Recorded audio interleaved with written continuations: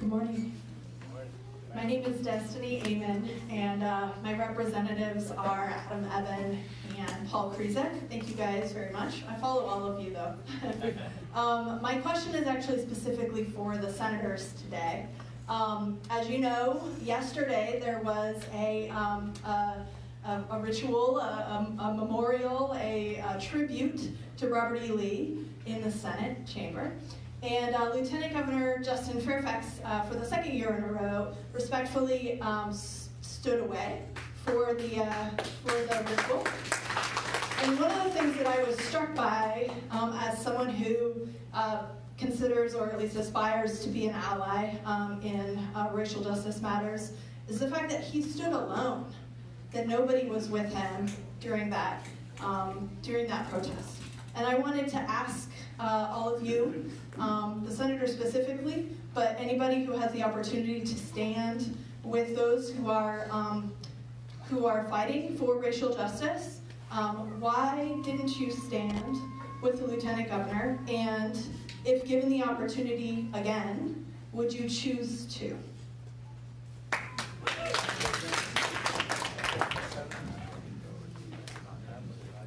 Good question. Actually, what he did yesterday was he stepped down from the dais. He arranged this with Senator Newman, who was the president pro tem, and Senator Newman stood for him at that time. He came down into the chamber and sat. We were all sitting there, and so he was, in essence, sitting with us there. So it wasn't as if he was in some different place than we were, or that he was standing in a particular place and we could have stood with him there. He's let us know that in advance that he was going to do that again this year, and we're supportive of him doing that. So I don't think there's anything further that we needed to do to be supportive of him in that statement there. So.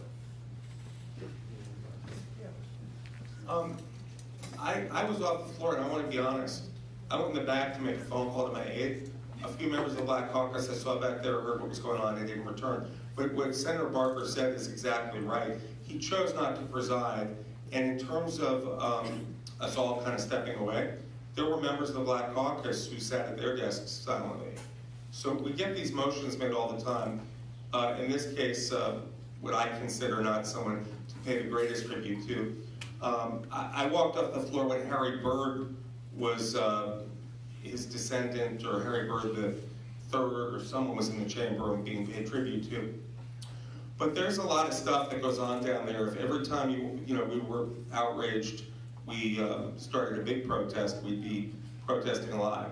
But bottom line is that a big thing was not made of it. This is common that there are motions to adjourn in people's memory, and people are generally respectful whether they're a controversial figure or not.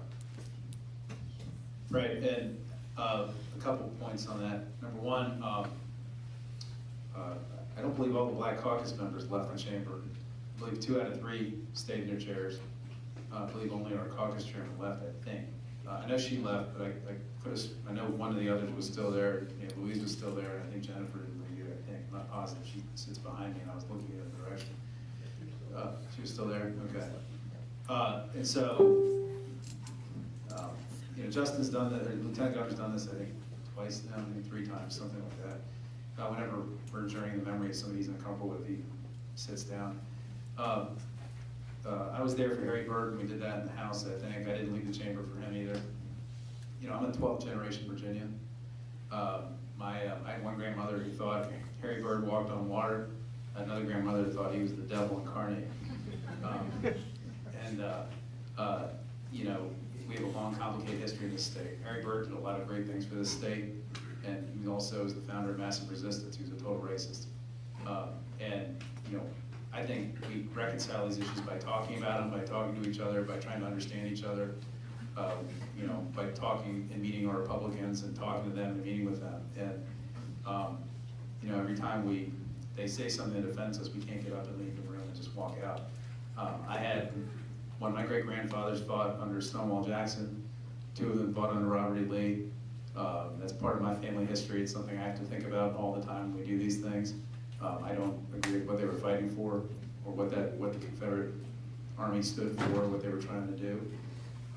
But we I just think we have to have dialogue about these things. We're not going to change Virginia history. I mean, when you just think about trying to judge the past, the people in this state, the past by their views at the time, it gets really complicated.